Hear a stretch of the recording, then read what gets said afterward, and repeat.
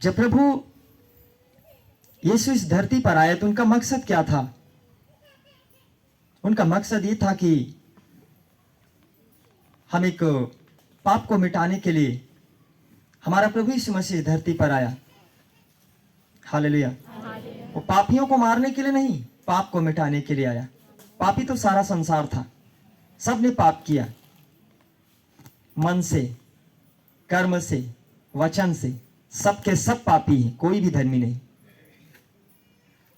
यदि परमेश्वर आपका पिता इस धरती पर आए पापियों को मारने के लिए, तो पापी कौन नहीं है?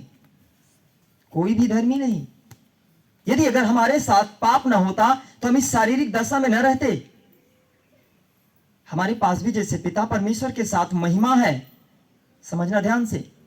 जैसे परमेश्वर जो चाहता है तो होने लगता है, जो सोचता है वो होने लगता है, वो जहां चाहे वहां पे चल सकता है। आप क्यों नहीं चल सकते? क्योंकि आपके पास पाप है। एक बाप सर्वशक्तिमान हो सकता है, एक बेटे भिखारी बन सकते हैं, एक बेटे पाप वाले व्यक्ति मर सकते हैं। एक परमेश्वर का बेटा होकर के हम अपने बाप को देखने, बाप सामर्थी है, बेटा एकदम बेकार है। क्या रीजन है? कोई ना कोई तो आपको बीच में, बाप और बेटे के बीच में कोई ना कोई तो आपको भिखारी या गरीब या समस्या में तो कोई बना रहा है ना। हमने उसको अभी तक पहचाना नहीं, लेकिन यीशु ने कहा तू सत्य को जान, सत्य तुम्हें स्वतंत्र करेगा।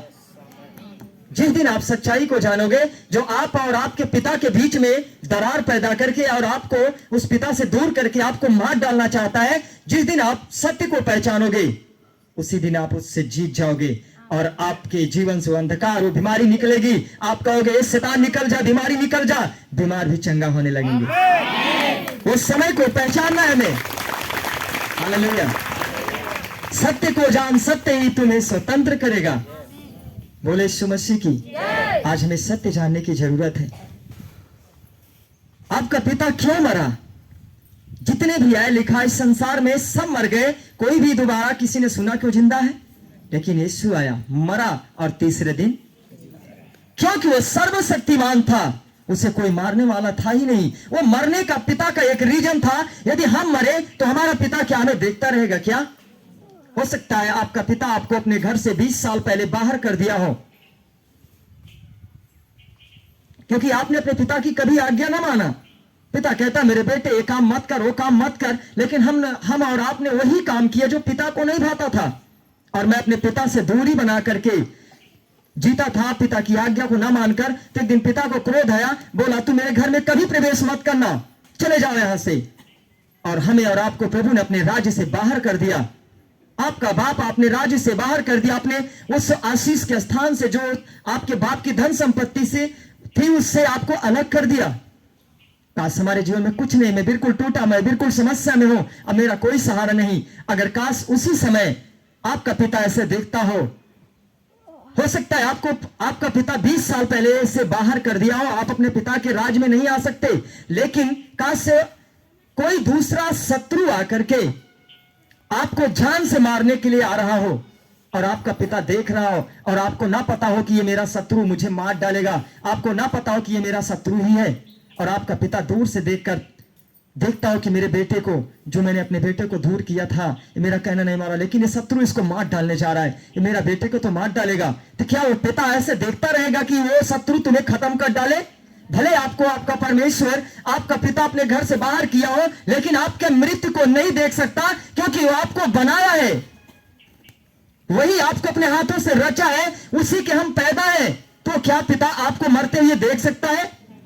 यही तो आज प्रभु ने किया। हमें सत्य जानना है। जब हम परमेश्वर के राज्य से वंचित थे, हम परमेश्वर की आज्ञा ना मानकर पाप किए, बुराई किए, चोरी किए, हत्या किए, हम अपने पिता से दूर थे।